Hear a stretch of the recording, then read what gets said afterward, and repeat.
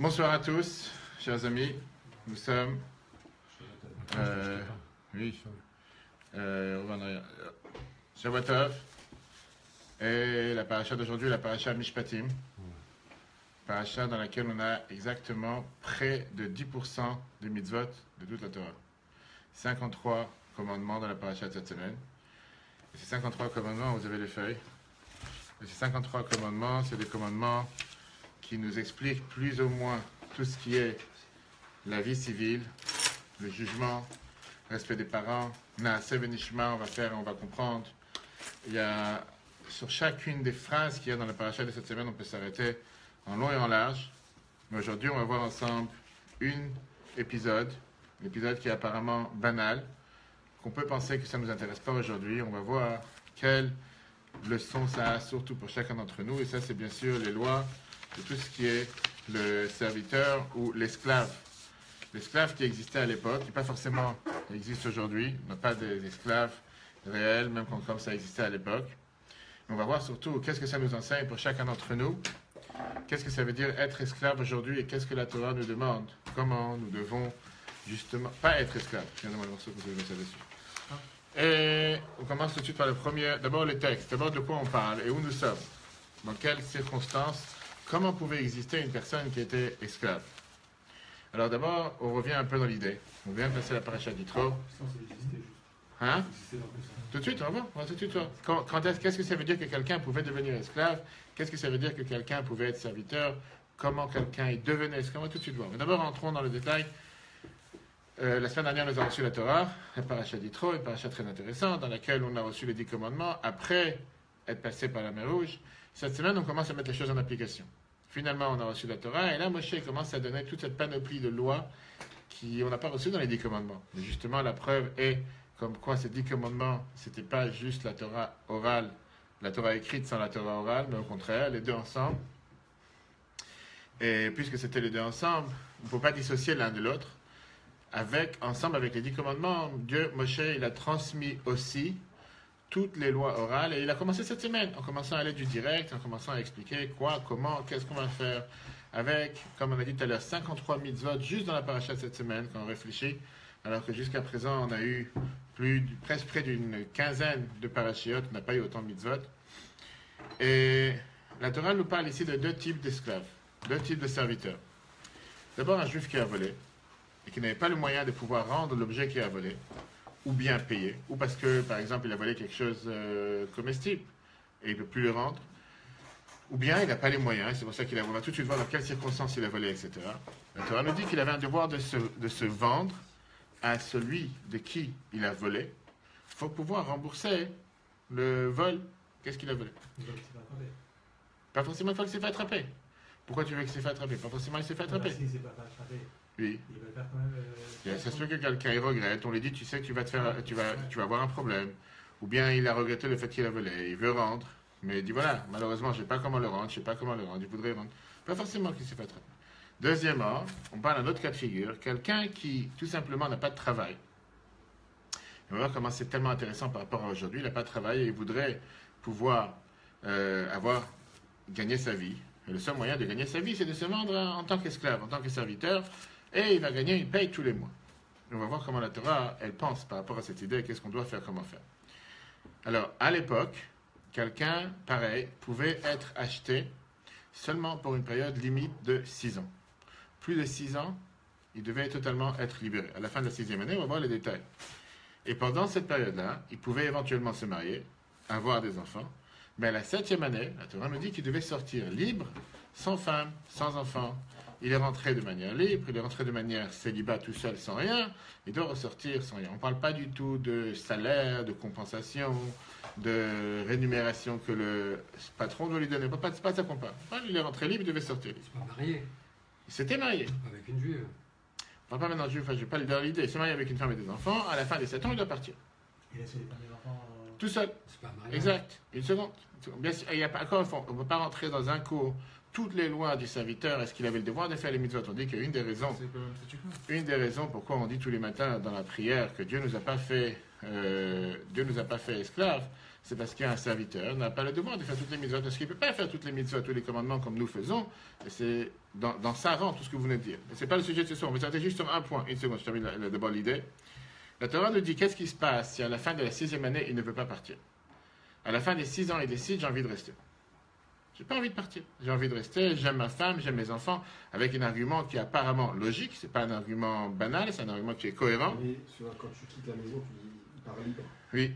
Ça veut dire il part divorcé en fait Dans l'idée, c'est une très bonne question, on va voir après. La Torah, elle te dit, tu pars, tout ce que tu as gagné, la Torah, elle considère que tout ce qu'un serviteur a gagné, c'est pour son patron, c'est pas pour lui. Et donc sa femme et ses enfants ne lui appartiennent pas. Ça appartient à son patron, il doit les laisser. Si jamais il décide, parce qu'il aime sa femme et ses enfants, ce qu'on ne peut pas lui reprocher, c'est tout à fait normal, la Torah elle nous dit dans ces cas-là, on devait lui percer l'oreille, et on va voir rentrer dans les détails, ce qui est très intéressant, et il devait à ce moment-là, il pouvait rester chez ses patrons à vie. Qu'est-ce que ça veut dire à vie? Perpétuité dans la Torah, c'était jusqu'au Yovel, qui veut dire 50 ans. Sauf que ça ne veut pas forcément dire 50 ans, mais jusqu'à la 50e année, ça se peut que c'était dans 2 ans, ça se peut que c'était dans 3 ans, etc., etc. Je répondrai après sur les questions qui sont posées en direct, puisque la semaine dernière, il y a pas mal de questions qui sont posées, et des fois ça dérange, mais on va répondre après à toutes les questions. Ok, et donc, chers amis, on va voir ici Rashi, qui apparemment pose une question qui est tout à fait logique et simple, et on va voir d'après Rashi, surtout, on sait, comme on l'a vu jusqu'à présent, que si Rashi vient et nous dit quoi que ce soit, ça a certainement un sens, ça a un but, c'est pas juste qu'il nous dit cette phrase pour le dire. Et surtout, si Rashi vient et il amène le nom de la personne, ça veut nous parler, et si ça nous parle, surtout qu'est-ce que ça veut dire? Parce que l'essentiel qu'on veut comprendre, c'est qu'est-ce que ça veut nous dire pour nous aujourd'hui? Qui a des serviteurs aujourd'hui? Alors, on n'est pas en train de dire qu'il n'y a pas de serviteurs, il n'y a pas d'esclaves, il y en a certainement dans le monde. Mais c'est surtout par rapport à nous. On apprend la Torah toutes les semaines, on va apprendre la Torah cette semaine. Et on veut savoir qu'est-ce que ça veut dire pour nous, qu'est-ce que ça veut dire être esclave, est-ce qu'on peut être esclave? Pas mal de questions riches et passionnantes, on n'a pas le temps de voir toutes les questions que Rabbi demande, et pas mal de questions on va voir ensemble. Regardons d'abord dans le texte. Le parasha traite de la loi de l'esclave hébreu. Concernant l'oreille percée du serviteur, Mishpatim, voilà d'abord ce que nous dit le texte. Si tu achètes un esclave hébreu, il restera 6 années esclave, et la 7e, il sera remis en liberté sans rançon. Si l'esclave dit « J'aime mon maître, ma femme et mes enfants, je ne veux pas être affranchi », son maître lui percera l'oreille avec un poinçon, et il le servira indéfiniment. Ça, c'est le texte qui, à la première vue, peut nous paraître quelque chose de vraiment bizarre. Qu'est-ce que ça veut dire? Tu vas lui percer l'oreille. Et pourquoi? Parce que quelqu'un, il a décidé qu'il aime sa femme et ses enfants. Tout d'un coup, on lui perce l'oreille. Imaginons-nous un instant aujourd'hui que chaque mari qui dit qu'il aime sa femme et ses enfants, on doit lui percer. Qu'est-ce que ça veut dire? Quel rapport avec percer l'oreille? Et qu'est-ce que ça veut dire? Qu'est-ce que ça veut dire percer l'oreille? Qu'est-ce que ça veut dire tout d'un coup? À quoi ça sert? Qu'est-ce que tu gagnes avec? Alors d'abord, regardons Rashi. Rashi nous explique. Qu'est-ce que ça veut dire l'oreille? La Torah ne te dit pas quelle oreille. L'oreille droite, l'oreille gauche. La Torah nous dit comme ça. L'oreille droite. Ou bien s'agirait-il de la gauche, Rashi te demande. Le mot oreille est écrit dans notre verset ainsi qu'à propos du lépreux. Sur le lobe de l'oreille droite, de celui qui doit être purifié. De même qu'il s'agit là-bas de l'oreille droite, de même en est-il ici. Rashi vient de dire la première des choses, tu sais quoi? On parle ici de l'oreille droite. Si on avait un doute dans le verset, c'est pas écrit quelle oreille. Là, je te dis de quelle oreille on parle. Très bien. Et pourquoi poissonne-t-on l'oreille et non en autre partie du corps? Quel rapport avec l'oreille? Rashi te dit, Rabbi Yochanan ben Zakkai, rappelez-vous des détails, a enseigné l'oreille qui a entendu au mont Sinaï, tu ne voleras pas, et pourtant il est allé voler, qu'elle soit donc poinçonnée. Et s'il s'est vendu lui-même, c'est le deuxième cas de figure qu'on a dit tout à l'heure. À ce moment-là, la Torah elle te dit, c'est cette oreille qui a entendu au mont Sinaï, car c'est à moi que les fils d'Israël sont des serviteurs. Et pourtant il est allé se donner à un autre maître, qu'il soit donc poinçonné. Rashi vient et te dit, l'explication aux 2 cas de figure qu'on a dit tout à l'heure. Mais là, il parle du cas de l'esclave qui a Des volé. 2 cas. Premier cas, c'est s'il a volé. Parce qu'il te dit, dans le premier cas, l'oreille qui a entendu au mont Sinaï, t'as pas le droit de voler, t'es parti voler. Alors c'est pour ça qu'il doit être poinçonné, cette oreille. Et le deuxième cas de figure, s'il s'est vendu lui-même, cette oreille qui a entendu au mont Sinaï, car c'est à moi que les fils d'Israël sont des serviteurs, et pourtant il est allé se donner à un autre maître, qu'elle soit donc poinçonnée. Vient Rabbi Shimon. Rabbi Shimon, il interprète ce verset de manière allégorique. En quoi la porte et le poteau sont-ils différents des autres parties de la maison? Tu dis, quel rapport? Qu'est-ce que tu vas l'amener au poteau? Tu vas lui mettre là-bas un clou dans l'oreille, tu vas lui faire un trou pour lui montrer qu'il est poinçonné. Quel rapport? Il dit comme ça, Dieu a dit la porte et le poteau étaient témoins en Égypte lorsque je suis passé au-dessus du linteau et des 2 poteaux, et j'ai dit, car c'est à moi que les fils d'Israël sont des serviteurs. Ils sont même les serviteurs, et non les serviteurs des serviteurs. Et pourtant, il est allé se donner un autre maître, qu'elle soit donc poinçonnée devant eux. Vers la Torah, elle te dit, puisqu'il est parti, et il n'aurait pas dû partir, automatiquement, c'est pour ça qu'il doit être poinçonné. Ok. C'est bien beau, comme on dit, c'est belle explication, une explication qui est apparemment simple, mais ça n'a pas de sens concrètement si on veut commencer à entrer dans les détails. Plusieurs questions que l'Agmara, que Rashi nous mentionne, nous laissent réfléchir. Première question. Quel rapport entre la première phrase que Rabbi Yochanan ben Zakkai a dit et Rabbi Shimon? Quel rapport entre telle oreille et de là déduire que puisque pour le lépreux on parlait de l'oreille droite, pour ça ici aussi on parle de l'oreille droite? Je vois pas le rapport, surtout que quand on prend la deuxième explication qu'on a expliquée Rabbi Shimon, il nous dit que c'est un rapport avec le poteau et le linteau qui nous ont fait rappeler en Égypte comme quoi on était sortis d'Égypte parce que Dieu il avait décidé de mettre le sang des sacrifices. Donc quel rapport ici avec l'oreille et le poteau? En quoi? Il n'y a pas de rapport apparemment entre les deux. Numéro 1. Esclavage, oui, mais encore une fois, pourquoi on prend ces éléments? Le poteau, l'oreille. Il y en a vraiment, il n'y a aucune signification, je dirais. Le rapport entre la sortie d'Égypte et les saints. Oui, ça, généralement oui, mais pas rapport avec l'oreille, le poteau. Deuxièmement, la question qu'il nous demande, si tout le monde a fait attention à ce qu'on vient de dire, quand est-ce qu'il est poinçonné?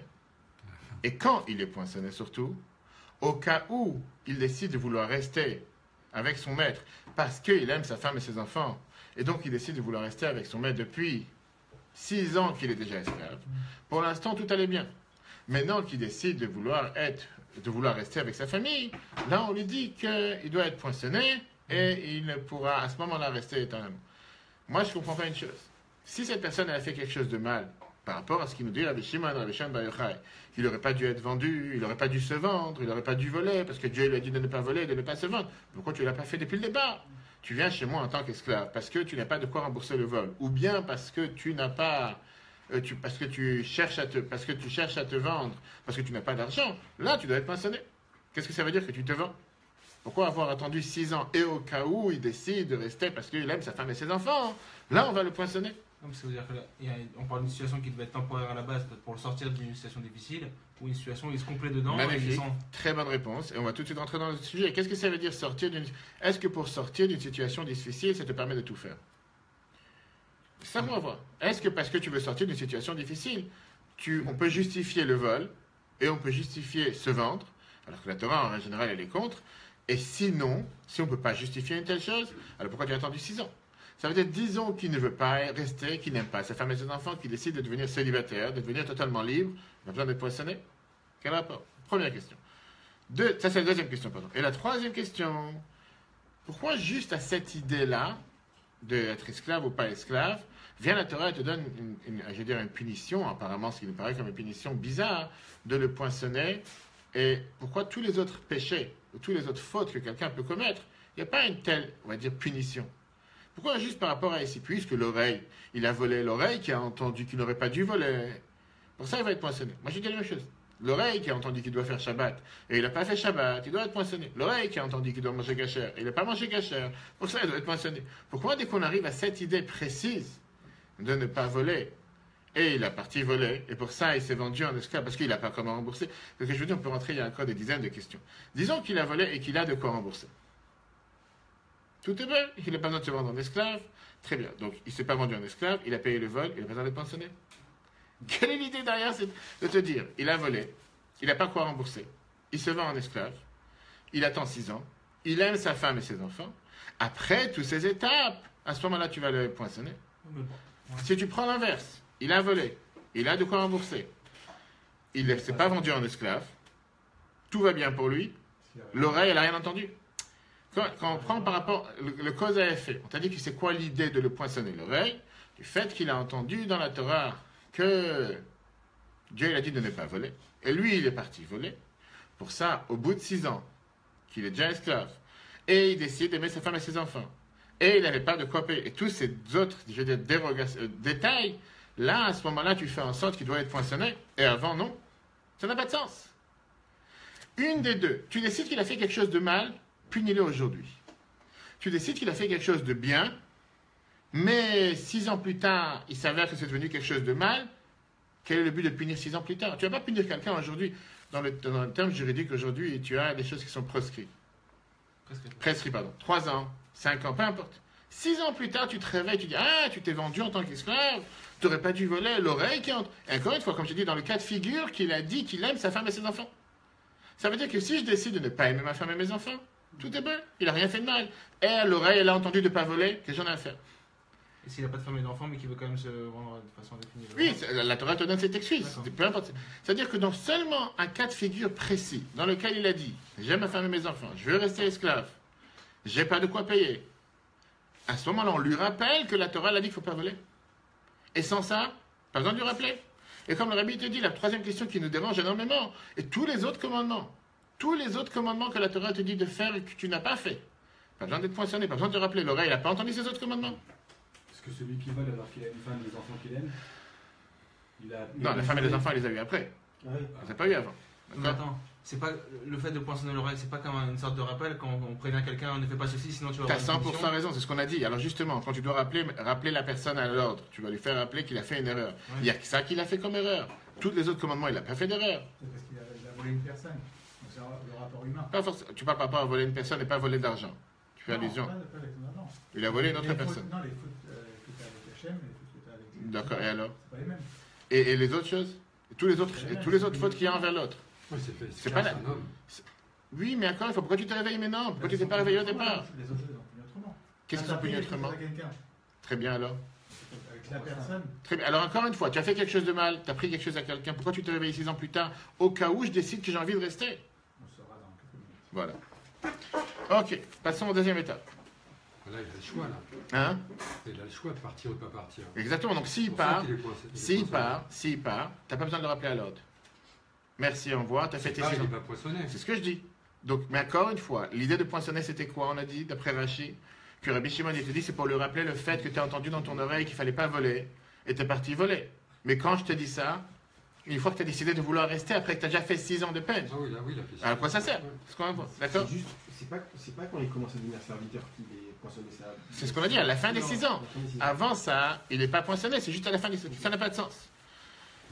Et là, on va rentrer dans la vif du sujet qui est très riche, très intéressant, la question que le Rabbi nous demande et qui va nous faire comprendre, comme on l'a dit tout à l'heure, parce que le but de tout ça n'est pas de rentrer dans un détail de ce qui s'est passé à l'époque, mais surtout de voir quel enseignement on a pour nous aujourd'hui. Pourquoi l'esclave, il est mutilé et puni aussi sévèrement? C'est quoi cette folie? Quand tu ouvres la Torah à quelqu'un qui n'a jamais appris la Torah et qui ouvre la paracha de cette semaine, qu'est-ce que ça veut dire? Parce que quelqu'un, il n'a pas de quoi payer. Parce que quelqu'un, il n'a pas de quoi vivre. Pour ça, il a décidé de se vendre en esclave. Ou bien parce que quelqu'un, il n'a pas de quoi vivre, il a décidé de voler. Disons qu'on peut essayer de comprendre, il n'avait pas quoi manger, il a décidé d'aller prendre une baguette chez quelqu'un, il n'aurait pas dû prendre. On a raison. Encore une fois, dans l'idée, ce qu'il a fait, c'est pas quelque chose de bien. Mais pour ça, il doit être puni si sévèrement, avec être mutilé, avec faire un trou dans l'oreille. Ça n'a pas, de quoi on parle? C'est quelque chose qui n'a pas de sens. C'est quand on lit ça tous les ans, on réfléchit pas, on dit, oui, l'esclave, il était à l'époque, la Torah dit, s'il veut rester, ben prenons les deux cas de figure et analysons les deux cas de figure dans lesquels la Torah nous dit qu'il devait être poinçonné. De quoi on parle? Si tu parles de quelqu'un qui a volé, qui n'a pas comment rembourser, qui n'a pas comment payer, on parle vraiment de quelqu'un qui est vraiment pauvre. On parle ici que sa famille, elle est peut-être au bord de la famine. Certainement, il a volé. Il n'a pas volé pour faire ici, qu'on remplisse ses comptes en banque. Il a volé pour pouvoir amener à manger à sa famille. Même si tu parles de quelqu'un qui n'a pas volé, mais il n'a pas comment vivre, et ça l'amène à se vendre en tant qu'esclave, pareil, c'est quelque chose qui n'est pas naturel, c'est pas quelque chose de normal. Est-ce que la personne ne souffre pas déjà de se mettre dans une telle situation? Personne normale ne cherche pas à se vendre en tant qu'esclave. Ils étaient payés, les esclaves ou pas? Bien sûr qu'il est payé, bien sûr qu'il est payé, nourri, payé, bien sûr qu'il a un salaire, etc. Ou pas Non, c'est pas- C'est un emploi exactement, mais il y a des différentes dérogations par rapport à est-ce que le gain du travail qu'il fait c'est pour lui ou c'est pour son maître. On parle des détails ce soir. La Torah te dit que tout ce que le serviteur il a, ça appartient à son maître. Mais il a une paye, bien sûr qu'il a une paye, il a comment vivre, etc. Il est nourri, logé, mais c'est quelqu'un qui travaillait à plein temps chez son patron. Il vivait chez son patron. Aujourd'hui, on a ça hein, dans beaucoup de pays, en Amérique du Sud par exemple, où tu as les personnes de ménage qui vivent, ils ont tout un étage pour eux, ils ont leur appartement, ils ont tout, ils sont nourris, logés à plein temps. Ils n'ont aucune dépense, on va dire. Ils ont le téléphone, tout est payé. Très bien. Donc, la vie, tellement, je ne comprends pas. Cette personne, déjà, dans la situation dans laquelle il s'est mis, c'est déjà une situation difficile. C'est déjà une situation honteuse. On parle ici de quelqu'un qui a fait ça à cause de sa pauvreté. Et la Gemara, elle te dit que quelqu'un qui est pauvre, il peut des fois devenir complètement fou. Mais La Torah te dit la phrase que ma vira Adam al dato, ça peut des fois faire passer la personne, perdre son esprit. Donc il ne sait plus quoi faire pour s'en sortir. Ça pousse la personne à faire des choses qui n'a jamais osé pouvoir le faire. Moi-même, j'ai eu moi-même, j'ai vu ça en Russie, quand j'étais en Russie, en Ukraine. Et on avait des personnes qui venaient à la synagogue, qui n'avaient pas quoi manger, et qu'on servait à manger aux gens. Des fois de la soupe, des pommes de terre le matin, etc. À manger vraiment des plats entiers.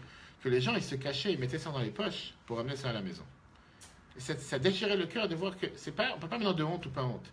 Ils avaient tellement la crainte de ne pas avoir mangé demain soir ou ce soir, c'est que des choses que pour nous c'est une absurdité totale. Personne ne va faire une chose. Ou des fois on voyait des adultes se jeter par terre pour un morceau de poulet qui est resté. Que banalement, nous tous on le jette parce qu'on ne réfléchit pas deux fois. Et là, tout d'un coup, ces gens-là, ils étaient prêts à se jeter parce qu'on voit, c'est ce que la Gemara te dit, que quelqu'un qui est pauvre, qui n'a pas encore mangé, il est prêt à faire des choses que dans l'année, on ne va pas le faire. Très bien.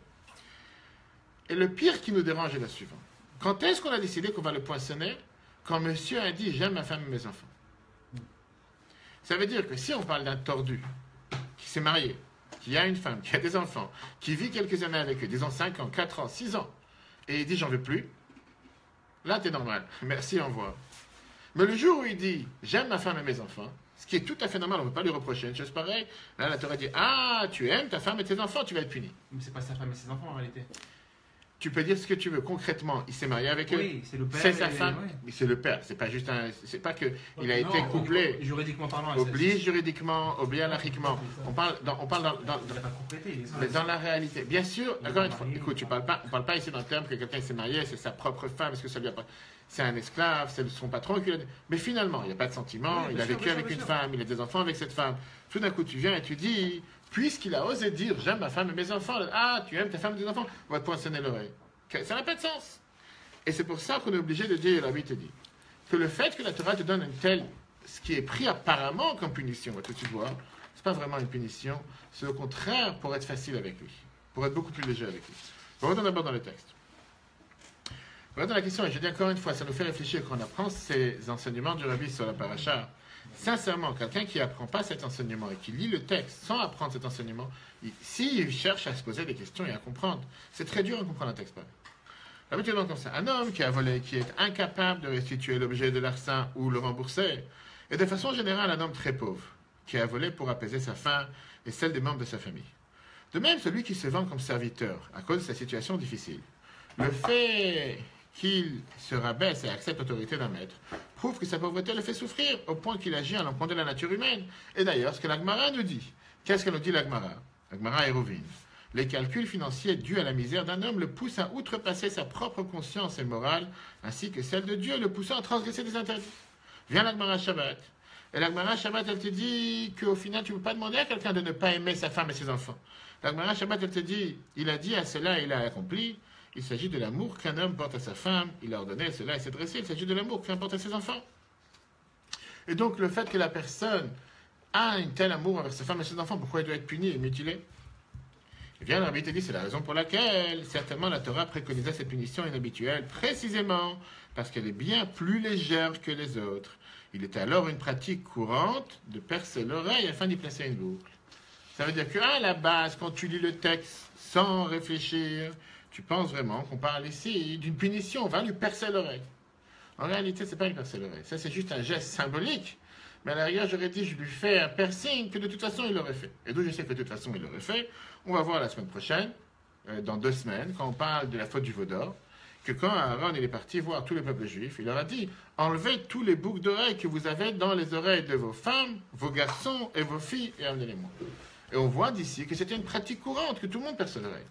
Ce qui aujourd'hui redevient courant. Pas tout le monde, mais ça devient de plus en plus courant. Est-ce qu'il faut mettre une bague avec un trou de 10 cm ou 5 cm? C'est une autre chose. Ça renforce la question. Mais justement, bien la Torah te dit que ce n'est pas ici une punition. Ce qui a été pris jusqu'à présent comme une punition, ce n'est pas une punition. Alors, le symbolique, pourquoi on lui perce l'oreille? On va voir, c'est une raison. On lui perce l'oreille pour une autre raison. Mais l'idée ici derrière, percer l'oreille, c'est quelque chose qui n'est pas considéré comme une punition ou comme une mutilation. C'est plutôt quelque chose qui était monnaie courante. Tout le monde avait l'habitude de le faire. Là, on va lui faire pour le rappeler à l'ordre. En 2 mots, on lui fait rien de spécial. C'est pas que tu lui coupes un doigt ou que tu lui coupes une main, que Dieu nous en préserve comme il se fait dans certains pays, pour pas les nommer. La Torah te dit non, tout le monde perce l'oreille. On va lui percer l'oreille, mais en lui rappelant quelque chose en le ramenant à l'ordre. Après, on n'a pas fini. On a pour l'instant au début. Donc déjà, on a compris que ce n'est pas une punition. Ça ne doit pas être pris comme une punition. Ce n'est pas une punition, c'était monnaie courante. Mais non. Si percer l'oreille, c'était monnaie courante, et c'est quelque chose que tout le monde fait à l'époque, alors on aurait dû percer quelle oreille? On aurait dû percer l'oreille gauche. Pourquoi? Parce que l'oreille gauche est l'oreille la plus facile. Et la Torah considère en général que le côté gauche est le côté le moins important que le côté droit. On sait très bien, on a vu il y a 2-3 semaines, qu'on met les tefilines sur la main gauche. Percer l'oreille gauche, ça veut forcément dire percer l'oreille moins importante. Et le fait de percer l'oreille droite, ça montre ici qu'on a une autre mission ensemble au perçage de l'oreille, à lui faire comprendre, à lui faire passer un message que si ça aurait été juste l'oreille gauche, il n'aurait pas compris. Et là, en lui perçant l'oreille droite, je lui fais passer un message que grâce à ça qu'on a percé l'oreille droite, il doit comprendre qu'il n'aurait pas dû se vendre parce que Dieu l'a donné, etc. C'est ce qu'on a expliqué au départ, mais on va reprendre. On n'a pas encore répondu à toutes les questions. Rashi vient et te dit tout de suite, qu'est-ce que Rabbi Shimon ben Yochai ben Zakkai nous dit? Pourquoi alors on va percer l'oreille droite? Pas pour lui donner ici quelque chose de banal, une punition banale. Parce qu'on était là, tout le monde perce l'oreille. Donc il n'y a rien qui lui arrive en perçant l'oreille. Mais là, justement, le fait que tout le monde perce les oreilles, c'est tout le monde.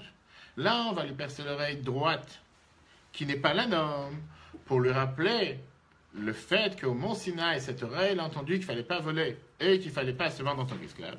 Et lui, il a transgressé sur ces péchés-là. C'est pour ça qu'on va lui percer l'oreille droite et pas l'oreille gauche. Si ça aurait été l'oreille gauche, ça n'aurait pas du tout été pris comme une punition ou comme quoi que ce soit. Le fait que c'est l'oreille droite, ça va être pris comme une punition, même si le fait de percer une oreille à l'époque, c'était quelque chose qui était monnaie courante. Il y a pas ici. L'oreille gauche. Les oreilles en général. C'est écrit nulle part que les gens se perçaient seulement l'oreille gauche. Le fait ici de percer l'oreille droite plutôt que l'oreille gauche, c'est pour le punir et pour lui rappeler comment tu as osé faire quelque chose que la Torah t'a dit de ne pas faire. La Torah t'a dit de ne pas voler, la Torah t'a dit de ne pas te vendre, et toi tu as décidé de te vendre, de voler, de te vendre parce que tu n'as pas comment vivre, ou bien de voler parce que tu n'as pas comment rembourser le vol. Pour ça, tu dois être puni. D'accord? Mais là, on n'a pas encore répondu aux questions. Là, S'il y avait une possibilité de se vendre, oui. c'est que la question n'était pas exclue. Pourquoi la question n'était pas exclue? Je n'ai pas compris. Pour moi, on dit que c'est assourd. S'il y a une possibilité, si on en parle. La Torah t'a jamais enlevé la possibilité de faire n'importe quelle bêtise. La Torah, pas parce que la Torah t'a dit. De toutes les lois que la Torah t'a données, la Torah te donne la possibilité de ne pas les faire. La Torah n'a jamais dit. Il y a un vrai sujet sur ça. Sur la vente de... Oui, mais encore une fois, pourquoi tu. La Torah t'interdit. On va tout de suite voir, la Torah t'interdit de te vendre. Tu as décidé de faire le contraire de ce que la Torah te dit, c'est tes affaires. Pourquoi pas? Elle te dit après la Torah comment faire. On va y arriver à ça. Pourquoi la Torah donne soi-disant une réparation et une pénition? On va y arriver. Regardons d'abord le texte. 3. C'est pourquoi Rachid explique que l'oreille du lépreux nous apprend qu'il s'agit là de l'oreille droite. Cependant, le fait que l'oreille droite fut choisie prouve que la Torah n'a pas choisi l'oreille pour amoindrir la punition. Mais pour une autre raison. Car c'est elle qui a entendu sur le mont Sinaï les instructions qu'elle vient de transgresser. Voilà pourquoi c'est précisément la meilleure oreille, celle de droite, qui est punie, contrairement à la gauche, qui est l'oreille la plus simple. Là, la Torah a décidé de percer particulièrement l'oreille droite et pas l'oreille gauche. Sauf que là, on revient avec les questions qu'on a demandées au départ. Premièrement, pourquoi lui donner une telle punition? Quel rapport? Deuxièmement, pourquoi attendre 6 ans?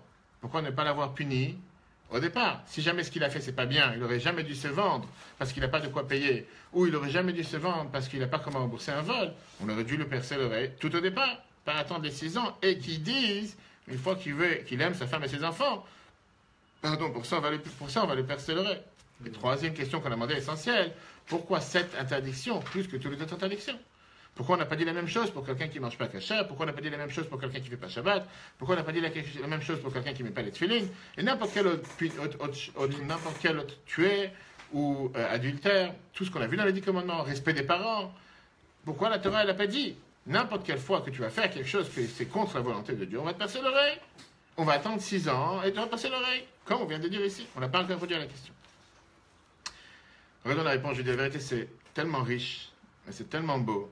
Une fois qu'on a la réponse, qu'encore une fois, quand j'étais en train de préparer, je me suis dit que si on apprend le texte tout seul, on reste avec ces questions. Et ça dérange, parce que quand je lis cette paracha, en tant qu'enfant, tu apprends toujours la paracha les premières années, 5 ans, 6 ans, 7 ans. Et un enfant, il pose la question, qu'est-ce que ça veut dire percer l'oreille? De quoi tu parles? Ça n'a pas de sens. L'explication est la suivante. Le vol, si la personne elle a volé, ou si la personne elle s'est vendue en tant qu'esclave, ça ne justifie pas une punition de percer l'oreille. Comme on a dit tout à l'heure, on peut très bien comprendre qu'il l'a fait parce qu'il a une situation difficile. On peut très bien comprendre qu'il a fait parce que malheureusement, il est dans une situation qui n'a pas de quoi rembourser.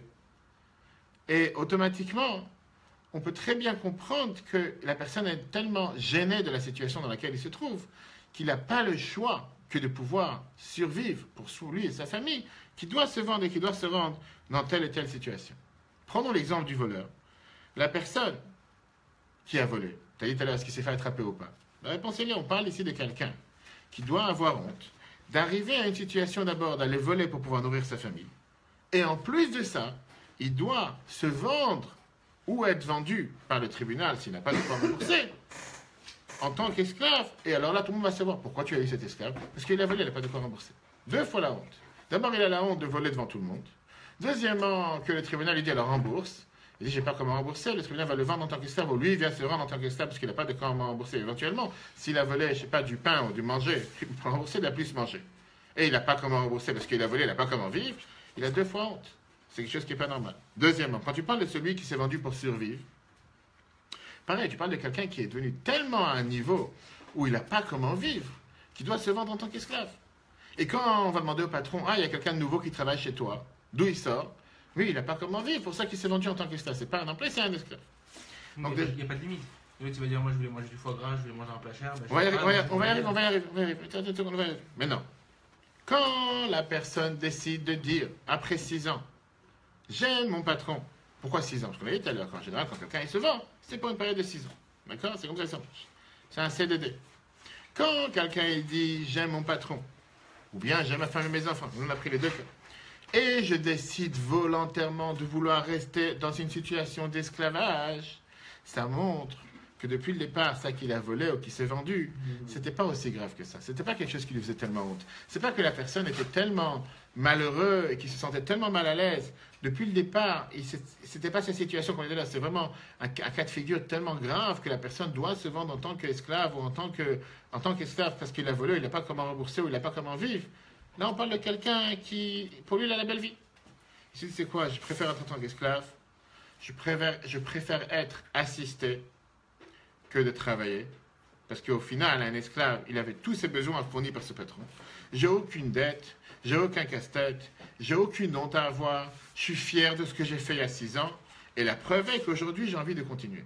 Là, la Torah dit, c'est ça ta situation. On ne parle pas ici de quelqu'un de malheureux. On ne parle pas ici de quelqu'un qui a vraiment honte de ses affaires. Il a vraiment honte de la situation qu'il a fait en sorte qu'il devait se vendre. Mais en réalité, on parle de quelqu'un qui est tellement content de sa situation. Et il s'est dit, qu'est-ce que je vais me prendre la tête à aller travailler? Qu'est-ce que je vais me prendre la tête à aller faire en sorte de prendre un prêt chez un juif, comme on va voir après, pour rembourser? Parce que quelqu'un qui n'a pas de quoi rembourser. Il y a des autres cas de figure dans lesquels il peut trouver comment rembourser. Il peut demander à un membre de la famille, il peut prendre un prêt, il peut chercher une autre situation pour pouvoir rembourser. Il n'a pas besoin de chercher la situation facile. Je me vends en tant qu'esclave. Je deviens esclave, la machine nourrit, logée, tout ce que j'ai besoin. Je gagne en plus de l'argent, et la vie est belle.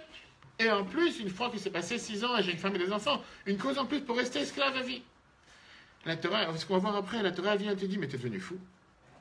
Une situation d'esclavage, c'est une situation normale. Une situation d'esclavage, c'est une situation hors norme. On parle ici d'un cas de figure qui n'est pas normal. On parle ici d'un cas de figure que tu ne devrais pas devenir esclave. On parle ici d'un cas de figure que personne ne devrait chercher à devenir esclave. Et toi, volontairement, tu dis, je cherche et j'ai envie et j'admire et j'adore être esclave. C'est pour ça qu'il est puni. Justement, c'est là qu'on voit la réalité. Mais est-ce qu'on peut le soupçonner d'avoir au départ... On va tout de suite voir, exactement, 100%. On va tout de suite voir. On voit ici que le fait qu'il a décidé de faire une telle chose, c'est ce qu'on appelle dans le langage talmudique. Ça nous dévoile à la source pourquoi il a fait. Parce que, alors, bien sûr, on pourra après entrer dans les détails. C'est pas qu'on le... En 2 mots, la question qu'on a demandé tout à l'heure, pourquoi on le fait maintenant? C'est pas qu'on le perce l'oreille parce que maintenant il décide de rester. On le perce l'oreille parce qu'il y a 6 ans, il a décidé de se vendre esclave. Parce que ça vient nous montrer sa manière de penser.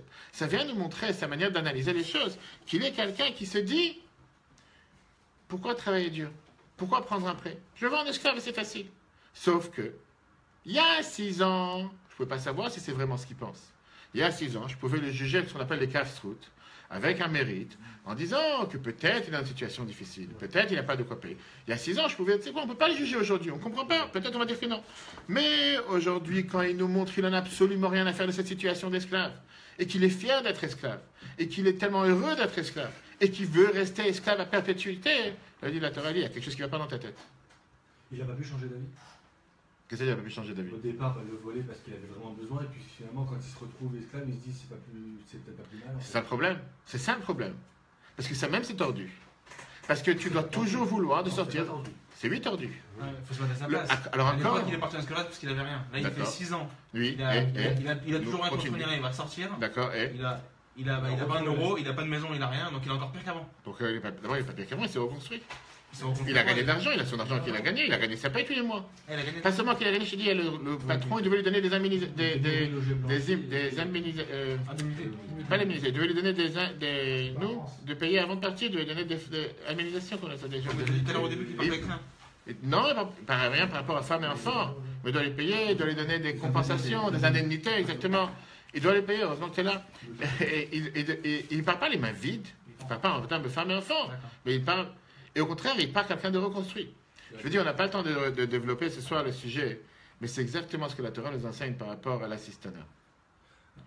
Qu'est-ce que ça veut dire par rapport à l'assistanat? Et par rapport à toute cette pensée, pour ne pas dire gauchiste, qui existe dans certains pays, pour ne pas critiquer qui que ce soit, la Torah, elle est tellement contre cette idée de se dire je préfère ne pas travailler, je préfère ne rien faire, je préfère être aidé, je préfère être assisté. Tu te dit, mais sors du trou dans lequel tu te trouves. Va te bouger, va te réveiller, va faire quelque chose, va être constructif. Dieu t'a donné une mission sur terre. Qu'est-ce que tu restes sans rien faire? Comment tu peux dire je vais recevoir un salaire depuis tel âge à tel âge sans absolument rien faire? Et c'est ça qui va faire que je vais vouloir travailler. On parle pas du tout des barreaux yeshiva, enfin des mecs qui sont à yeshiva. Il étudie. Peut-être que je vais sur des élèves, c'est comme n'importe quel élève. Mais je parle de l'idée que tu as certaines personnes aujourd'hui, qui ont une idée de te dire qu'on va donner à n'importe quel jeune. Non, mais je Qu'on- parle Non, tu as des gens qui te disent aujourd'hui qu'on va donner à n'importe quel jeune un revenu sans rien faire. Qu'est-ce que ça veut dire donner un revenu sans rien faire? Je dis pas que c'est rien faire. Non, je parle pas. Non, tu parles de ceux qui parlent. Tu as voulu parler de ceux qui apprennent après le mariage, etc. Oui, Ça, c'est pas des élèves de chemin, c'est un collègue. C'est pardon, autre chose. la collègue, ouais. C'est autre chose, je te dirai à la fin. Rappelle-moi, je te réponds à la fin du sujet. Mais viens la Torah, elle te dit comme quoi, tu dois vouloir travailler, t'en sortir. Ce qui n'empêche pas que j'ai pu recevoir une aide pendant un certain temps. Mais ça doit me déranger d'être assisté. Et je dois chercher chaque jour quand est-ce que finalement je vais pouvoir m'en sortir tout seul. Regardons maintenant dans le 5. Non, on a vu, le 4, on a vu le 4. Lorsqu'un homme en difficulté vole, il en a honte, il ne souhaite pas que cela soit connu de tous. S'il s'est vendu comme serviteur et que son vol devient connu par tous, il en est fortement contrarié et attend tout le temps avec impatience d'en être libéré. Comme les gens que tu rencontres en prison, des détenus, qui attendent de pouvoir sortir. C'est-à-dire que j'ai connu, je suis nourri, logé, tout va bien, je préfère rester ici le maximum de temps. S'il n'est pas pressé de retrouver la liberté, cela prouve que dès le départ, il n'en a pas été humilié et qu'il a volé à cause de sa nature mauvaise. De même, l'homme en difficulté qui se vend en tant qu'esclave en ne voulant pas quitter son maître prouve que le fait d'être esclave n'est pas grave pour lui. Maintenant, on va comprendre quel rapport avec le maître à la porte. On a dit tout à l'heure de le mettre à côté de la porte et la mezouza, poinçonner l'oreille, etc. Dieu savait depuis le départ qu'une personne peut devenir pauvre. Dieu savait depuis le départ qu'une personne qui devient pauvre peut perdre la tête et arriver à une situation qui va peut-être voler ou se vendre en tant qu'esclave pour se nourrir. Et néanmoins, dans la même Torah, et dans le même monde que Dieu a créé, il a interdit ces deux choses. Tu ne voleras pas et tu seras mon esclave, en deux mots, tu seras mon serviteur et pas le serviteur d'un autre serviteur. Très bien. Dieu nourrit chaque être humain sur terre. À tel point que dans la paracha de cette semaine, on nous parle des chiens. Un chien.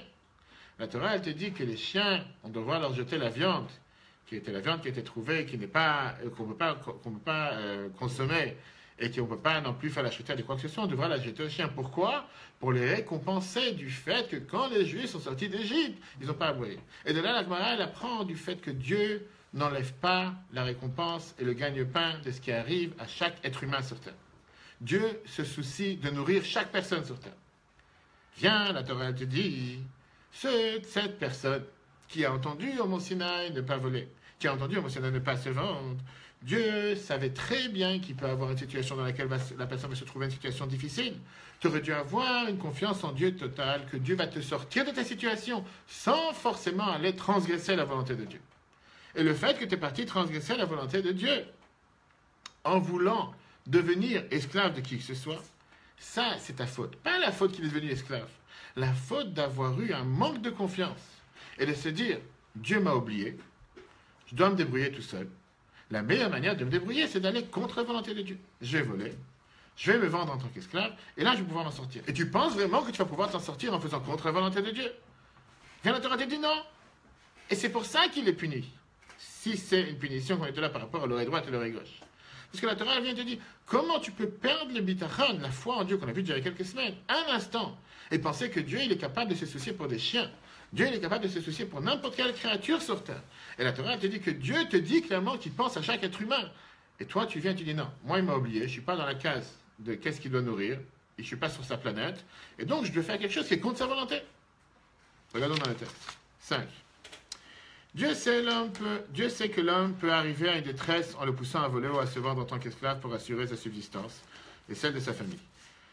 Et pourtant, il lui ordonna sur le mont Sinaï, tu ne voleras pas, car les enfants d'Israël sont mes serviteurs. Or Dieu, qui nourrit toutes ces créatures, trouvera certainement une autre façon de lui assurer sa subsistance, sans transgresser sa volonté. C'est pourquoi même en situation de difficulté, l'homme doit avoir confiance en Dieu, qui certainement le sauvera de la détresse. C'est comme on l'a dit tout à l'heure, l'idée qu'on a posée.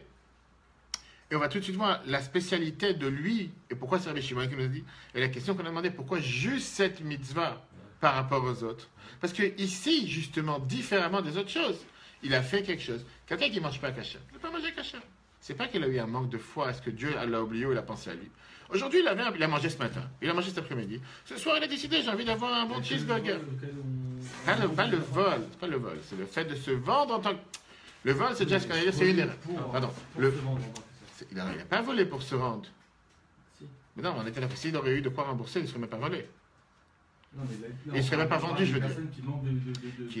Qui manque Et donc, il est parti voler. Il est parti voler parce qu'il pensait qu'il n'allait pas avoir. Oui, et la suite. Et il n'a pas de quoi rembourser. La chose qu'il a volée. S'il a de quoi rembourser, on ne se vendrait pas en esclave. On ne lui reproche pas ici de s'être volé. On lui reproche qu'il y a eu ici une cause qui a engendré une conséquence.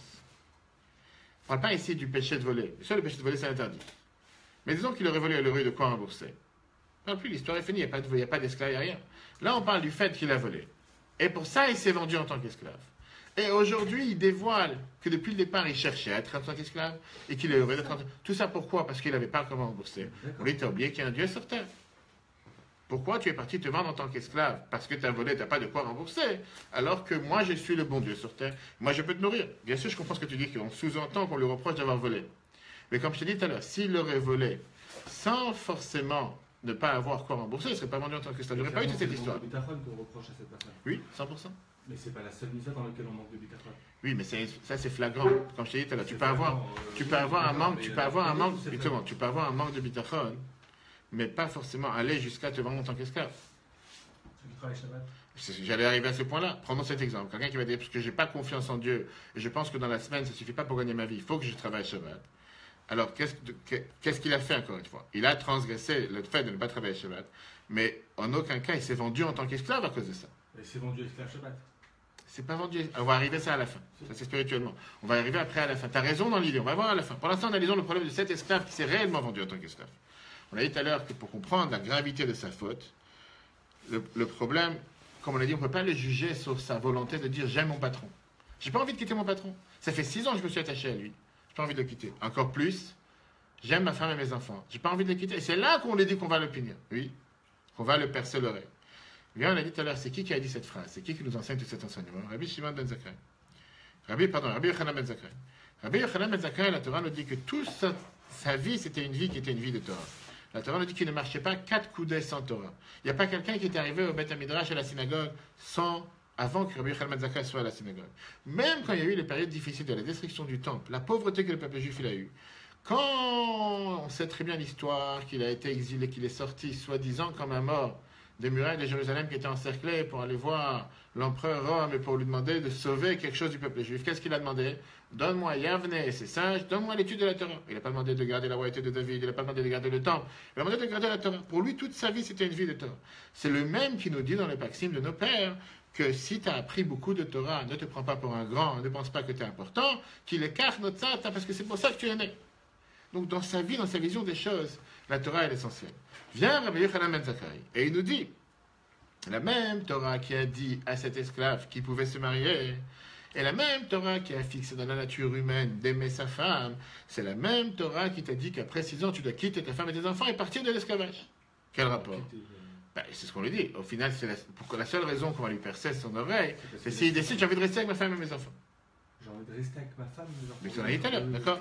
La même Torah qui a dit qu'il y aura tout le temps des gens pauvres sur terre. D'ailleurs, c'est la réponse que Rabbi Akiva il a donnée à ce fameux non-juif qui lui a demandé pourquoi Dieu n'a pas créé que des riches. Et Rabbi Akiva qui lui a dit que c'était l'idée même que Dieu a voulu qu'il y ait ce système de partage, qu'il y ait des gens qui ont plus et des gens qui ont moins, pour que les gens qui ont plus s'habituent à transmettre à ceux qui ont moins. La même Torah, elle lui dit que dans le cas de figure où tu penses que la Torah elle s'arrête où ça t'arrange, et la Torah elle ne prend pas place quand ça t'arrange pas, à ce moment-là, il doit être percé.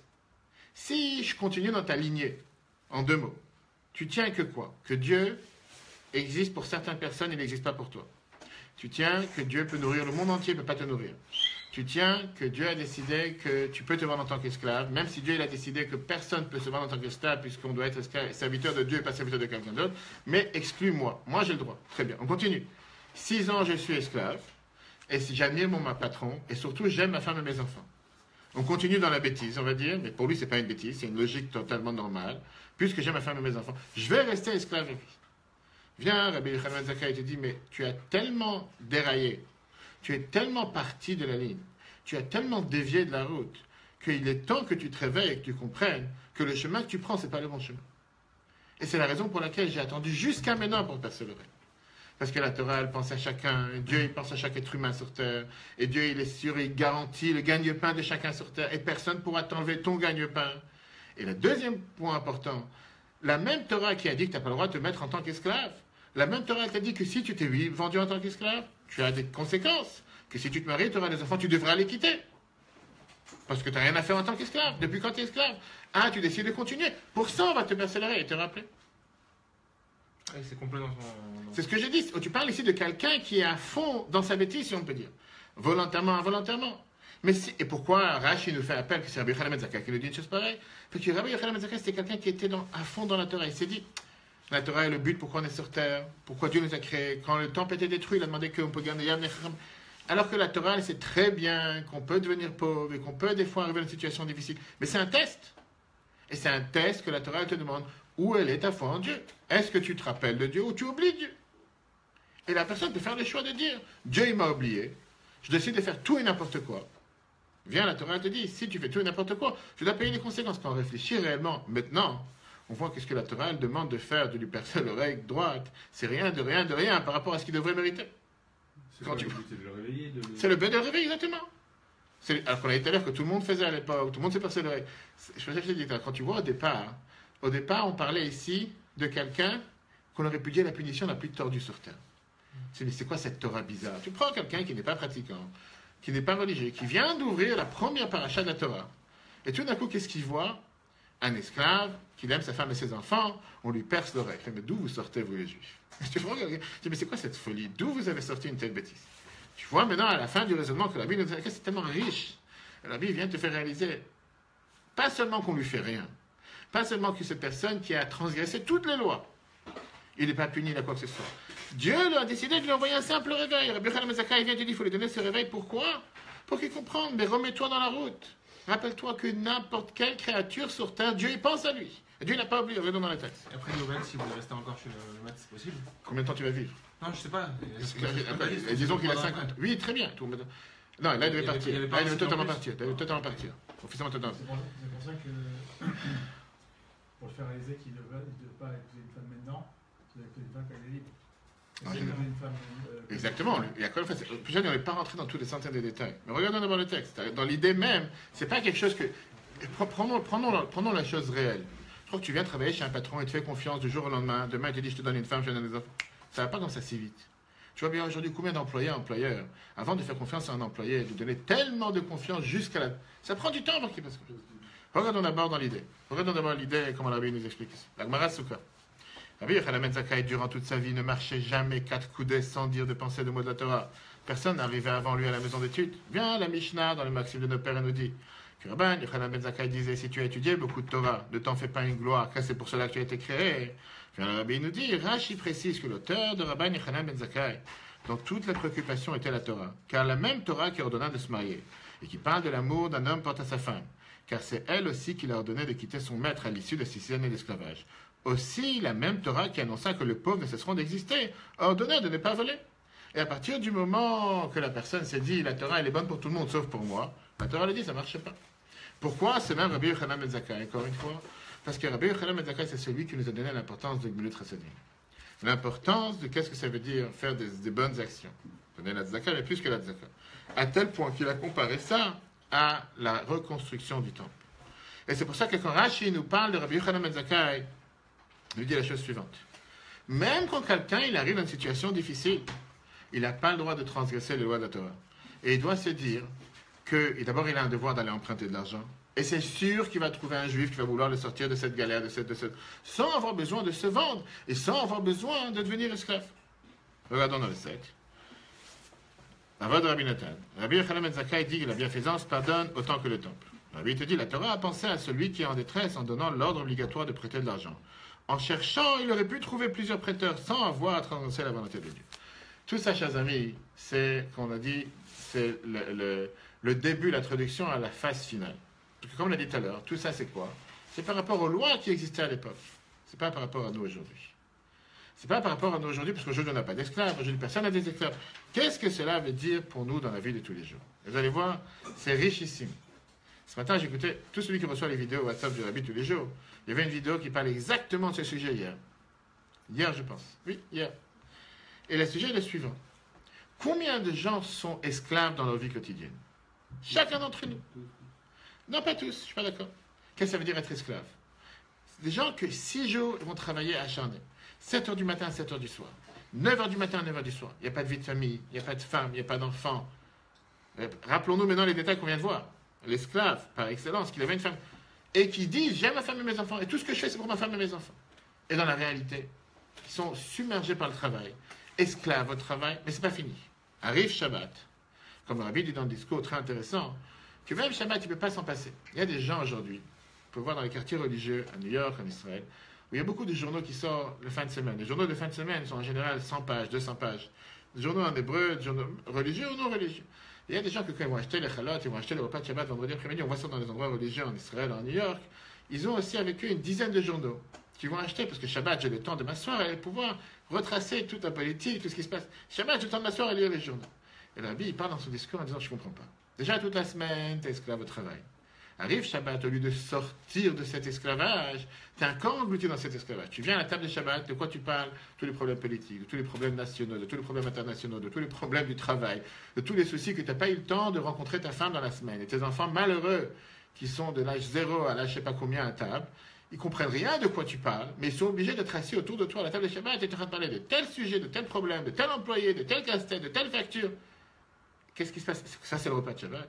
Ça, c'est la raison pourquoi la Torah t'a donné Vayinafach, tu dois te reposer, te déconnecter, t'élever un peu du matériel, t'élever, devenir un peu spirituel. Même là, tu n'es pas capable. Tu es tellement esclave, tu es tellement enveloppé dans ton esclavage, dans la servitude, aux moyens matériels, au sujet matériel, à la grossièreté, à la bassesse, à tout ce qui peut représenter. Bien sûr, avec la bonne excuse, je suis obligé de travailler, je dois gagner ma famille, je dois gagner ma vie, je dois nourrir ma famille. Ta famille dit, t'as pensé un instant à ta famille dans la semaine. Dis, tu penses à eux un instant dans la semaine. Et quand ta femme elle t'appelle, dit, j'ai pas le temps, je suis occupé. Et quand tes enfants ils t'appellent, dis, va voir maman, laisse-moi tranquille. T'as même pas 1 minute pour eux dans la semaine. Mais officiellement, tu travailles pour ta femme et tes enfants. Très bien. On va t'excuser que dans la semaine, tu es vraiment quelqu'un qui n'a pas un instant. Très bien. Et qu'est-ce que tu fais Shabbat? Arrive vendredi soir.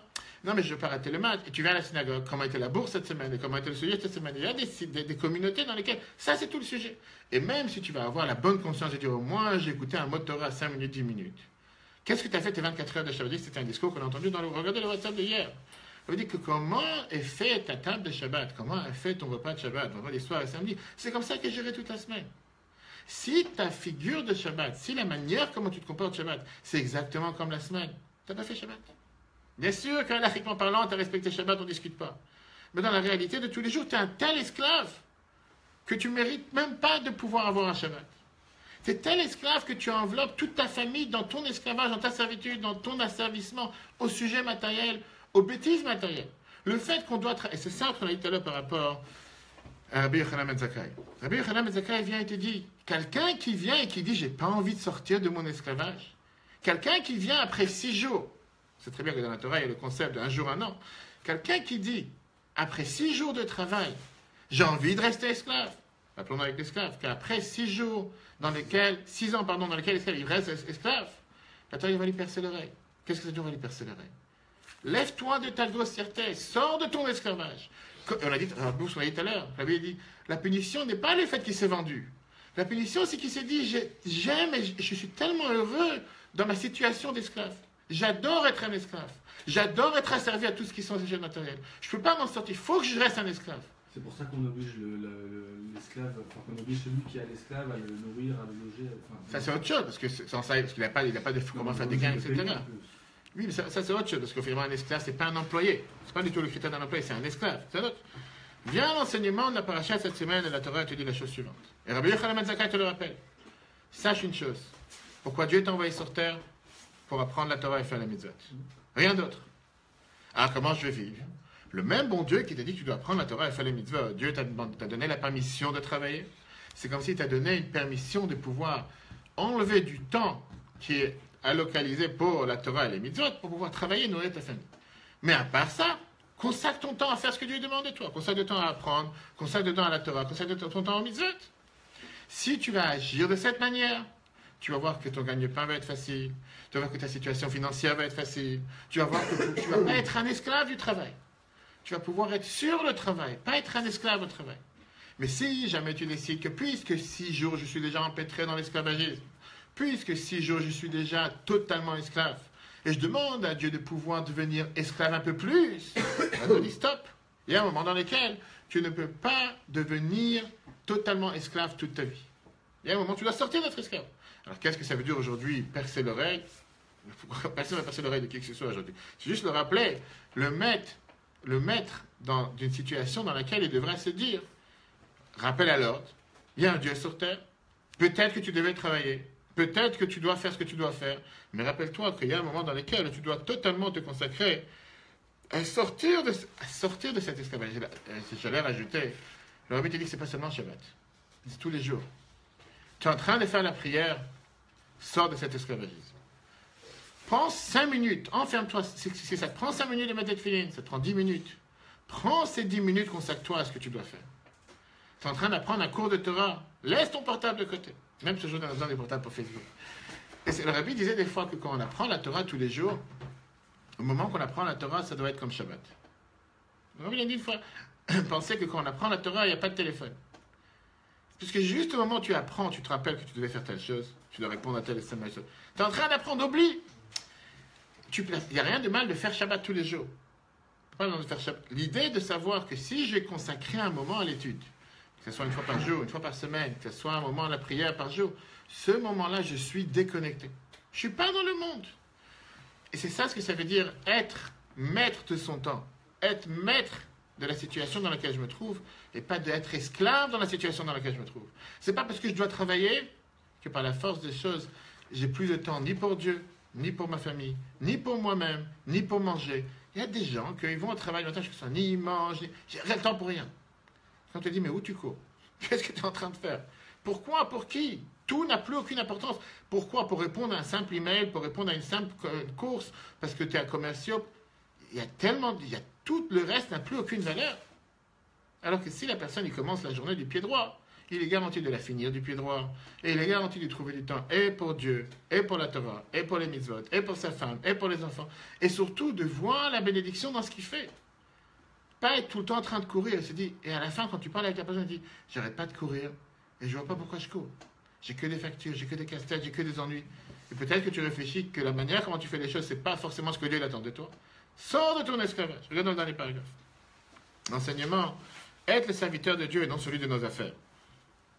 Certains sont tellement préoccupés la semaine par leurs affaires matérielles qu'ils deviennent esclaves d'esclaves. Même le Shabbat, ils ne veulent pas s'affranchir de leur amour et servitude de la matérialité.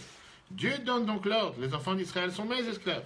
Le but de l'homme est de le servir par l'étude de la Torah et l'accomplissement des mitzvot, pour sortir ainsi de son propre exil. Et à ce moment-là, on amène le Mashiach. Amen. Et donc, qu'est-ce que la Torah nous dit? Ne pas être esclave de la matérialité. On a un devoir, chers amis, de ne pas perdre la tête. C'est parce qu'on doit travailler, qu'on doit dire que puisqu'on travaille, automatiquement, il n'y a plus de temps pour rien, il n'y a plus d'occupation à rien, il n'y a plus de Dieu, il n'y a plus de Torah, il n'y a plus de mitzvot. Je peux faire tout et n'importe quoi qu'on est à l'heure. Je peux mettre la Torah parce que Dieu m'a oublié, Dieu n'a pas pensé à moi, automatiquement tout va du côté. On a vu, la paracha de cette semaine te dit que Dieu il pense même au chien, qu'il est capable de penser à n'importe quel être humain. Et quand on agit de cette manière, on mérite de voir la bracha dans n'importe quelle chose qu'on fait, même si ce n'est pas forcément en étant au travail 24 heures sur 24. Ce qu'on fait, on a la bénédiction dedans, avec abondance, jusqu'à ce que très prochainement on mérite la venue de Mashiach. À ce moment-là, on n'a plus de besoin et de soucis financiers, de soucis matériels, puisqu'il y aura une telle abondance que Dieu fasse que ça se passe très prochainement. Bonne soirée à tous.